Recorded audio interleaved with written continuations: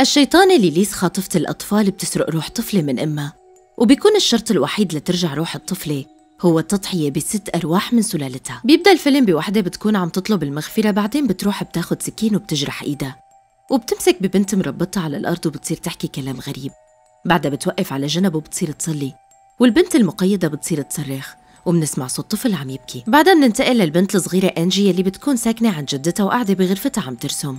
ولما بينزلوا كلهم ليفطروا بتطلب جدتها لأنجي من ابنها كاميرون إنه يساعدها بضبط الأغراض، وبتروح أنجي بتورجي خالها كاميرون الرسمة يلي رسمتها لحتى تورجيها لأمها، وبتكون رسمة حالها وهي ماسكة بأخوها التوأم يلي مات.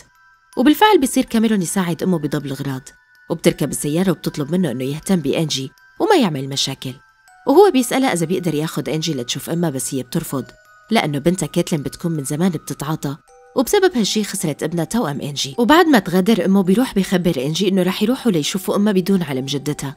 وبالفعل بيروحوا لهنيك، ولما بيصلوا بيسمعوا أصوات غريبة جاية من البيت المجاور، بس ما بيهتموا للموضوع، وبيفوتوا لعند كيتلين يلي بتنبسط كتير لما بتشوف أنجي.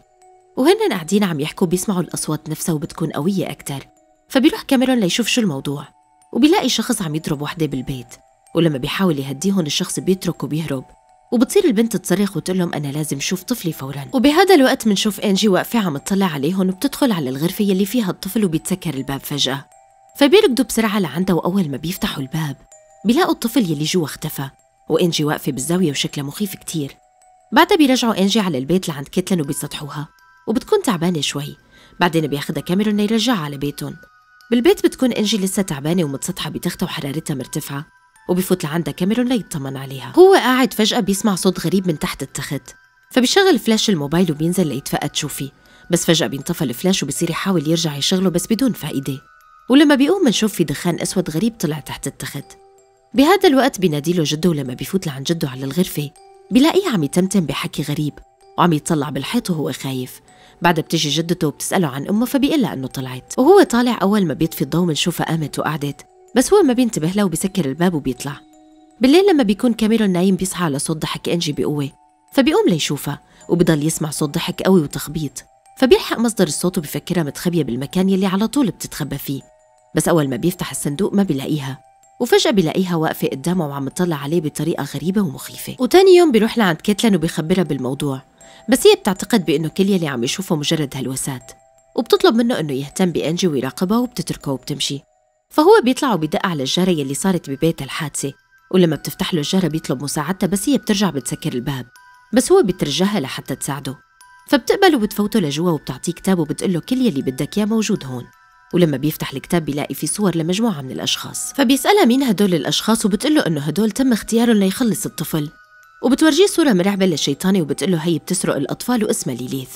وبعد ما تشرح له عن ليليث بيسألها إنه ليليث هلأ أخذة أنجي، فبتقله إنه لا لسه مو هلأ، وبتقله إنه لسه في وقت لإنقاذها، وإنه لازم يقدم 6 أرواح بدل أنجي، ولازم يكونوا 6 أرواح من سلالتها يعني من عائلته. فهو بيتفاجأ وبيعتقد بإنها مجنونة، وبيقلها إنه بتتوقعي مني إنه أقتل حدا من عائلتي؟ فبتقله أنت ما رح تعمل هذا الشيء، ومجرد ما تحط عليهم هي العلامة رح تتكفل ليليث بهذا الشيء، بس ما معك وقت ولازم تحدد مين هن الأشخاص فوراً.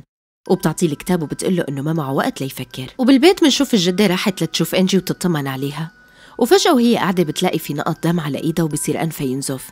ولما بتجي لتحمل العكازة تبعها بتنرمى لحالها على الأرض، وهي بتصير تصرخ وبتوقع على الأرض.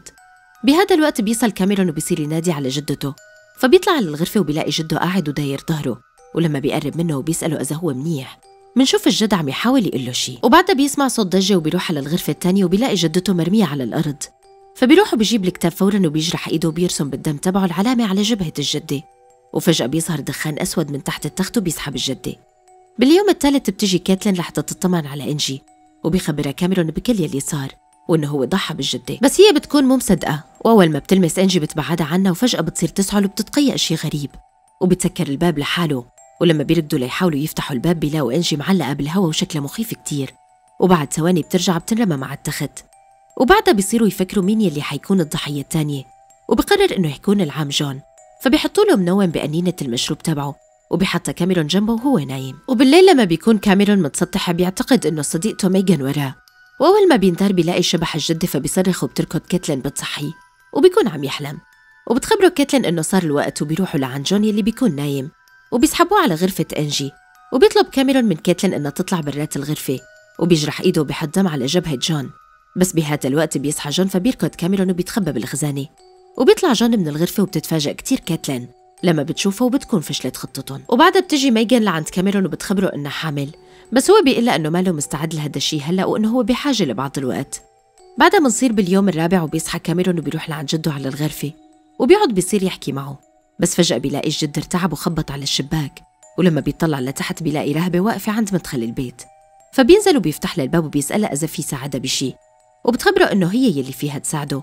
وبتفوت لجوات البيت وبتخبره إنه ليليس موجودة هون، وبتخبره إنه ليليس أخذت بنتها الصغيرة من زمان كتير. ولما بيسألها إذا حاولت تضحي بحدا بتقله لا، وما كانت تعرف، وليليس أخذت بنتها ريبيكا ومن بعدها هي صارت راهبة. وهن عم يحكوا بيندق الباب، ولما بيروح ليفتح الباب بيلاقي إنه الراهبة اختفت، وبيكون على الباب العمة جان وراندي. فبتجي لك كاميرون فكرة وبيحاول يستدرج راندي على غرفة أنجي، وأول ما بيفوت راندي على الغرفة بيضربه كاميرون على راسه بالمضرب، وبتسمع جان الصوت وبتطلع لتتفقدهم. بهذا الوقت بيجرح كاميرون إيده وبيرسم العلامة على جبهة راندي، بس فجأة بيلاقي إنه العلامة اختفت. وجان وهي عم تدور عليهم بتسمع صوت غريب، وبتلاقي باب غرفة الجد انفتح لحاله، فبتروح وبتدخل على الغرفة. وبعدها بيجي لعندها كاميرون وبيسحبها وبصير يحاول يخنقها، وبيرسم لها العلامة على جبهتها وبتطلع ليليس وبتسحبها. ومنشوف أنجي فتحت عيونها وبيكونوا كلهم سود ومخيفين كتير. وبيسحب كاميرون راندي وبيربطه وبيطفي الضوء وبيطلع وبيقفل عليه الباب. بعدها بيتصل كاميرون بكيتلين وبيخبرها بيلي صار، وبيقلها إنه راندي محبوس عنده بس ما نجح الأمر معه، وليليس مع أختته. ولما بيكون كاميرون قاعد مع جده بيفكر إنه يضحي بجده، وفجأة وهو عم يحاكيه بتظهر له الراهبة من جديد وبتصير تقنعه إنه يعمل هذا الشيء، بس هو بيكون متردد. وفجأة وهو عم يحاكيها بيلاقيها اختفت. وبالليل لما بيكون متسطح كاميرون على الكنباية بيلاقي إنجي إجت، فبيقوم ليشوفها ويسألها شو عم تعمل. وأول ما بتندار عليه بيلاقيها عم تصرخ وتمها مسكر، وبصير يحاول ينقذها ويرجعها لتختها. وهي متسطحة بيلاقي عينها عم تنزل دم، وفجأة بتفتح عيونها وبيكونوا مرعبين كتير، فبيتركها وبيطلع برات الغرفة. منصير باليوم الخامس ومنشوف كاميرون وكيتلين قاعدين عم يتفقدوا صور العائلة القديمة ليحددوا مين رح يكون الضحية التالية. ولما بيكون العم جون بالمطبخ بيصير يسمع صوت أنين راندي من الأبو، فبينزل ليتفقدوا وبيلاقي راندي مربوط. فبيلحقوا كاميرون وبيحط على وشه مية نار، وبصير جون يصرخ ويلحق كاميرون مشان يقتله. وكاميرون بيصير يستدرجه على غرفة أنجي، وأول ما بيصل على الغرفة بيصير يضربه بالمضرب وبيرسم له العلامة على جبهته، فبتطلع ليليس وبتسحبه. بهذا الوقت بتصل أمه لكاميرون فبينزل لعندها فوراً وبيحاول يشرح لها الموضوع، بس هي ما بتكون فهمانة عليه وما لها مصدقته. فبيطلعها هو وكيتلين على غرفة أنجي وبيجيب الجد وبيرسم العلامة على جبهته، وبتشوفه كيف انسحب على الغرفة وتسكر الباب. وبعد ما يفوتوا بيلاقوا الجد اختفى. بهذا الوقت بتعترف أمها لكيتلين إنه هي اللي قتلت أخوها التوأم لأنجي، فبتنهار كيتلين وبتتخانق مع أمها وبتطلع برات الغرفة. ولما بتكون أمها قاعدة مع أنجي وعم تقرأ لها قصة عن ليليس، فجأة بتمسكها أنجي بقوة وبتقوم بتقعد بشكل مخيف، وبصير يطلع من تمها دخان أسود وبتحرق الكتاب. ولما بيكونوا قاعدين وعم يحكوا بيسمعوا صوت من الأبو، فبيروح كاميرون ليتفقد راندي اللي بيضربوا على راسه وبيهرب من البيت فوراً. فبيقلن إنه لازم يطلعوا من البيت هلأ، وبيروحوا كلهم على بيت كيتلين وبيكون صار اليوم السادس ويلي بيكون آخر يوم. وبتقرر أمه لكاميرون إنه تكون هي الضحية التالية، وبتودعهم وبيرسم لها كاميرون الرمز وبتطلع ليليس وبتسحبها. بعدها بيكون باقي لهم آخر تضحية، وبتذكر كاميرون إنه ميغان حامل، فبقرر يضحي بالولد وبيطلب من ميغان إنه تيجي لعنده. وأول ما بتصل بكتفوها وبيرسم لها العلامة على بطنها، بس العلامة فوراً بتختفي وبيعرف إنه المولود مو ابنه. وبعدها بيصيروا يتناقشوا هن الاثنين، وفجأة بيلاقوا أنجي بلشت تصحى بس بتكون تعبانة كتير، وبصير الباب يندق وبتكون الشرطة وصلت لعندهم. فبيقلها كاميرون إنه ترسم الرمز على جبهته فوراً لأنه ما عاد في وقت أبداً، وبالفعل بتعمل هذا الشيء. وبتظهر ليليس وبتاخد كاميرون وبتنسحب على الجحيم. بهذا الوقت بيفوت الشرطة لعندها وبتصحى أنجي وبيطلع من تمها شيء أسود وبترجع لطبيعتها. وبعد مرور 6 شهور بنشوف أنجي وكيتلين عم يضبوا أغراضهم لينتقلوا من البيت وبيعرضوا البيت للبيع. ولهون بتخلص قصة الفيلم، وإذا عجبكن لا تنسوني من اللايك واشتركوا بالقناة وفعلوا زر الجرس ليصلكم كل جديد.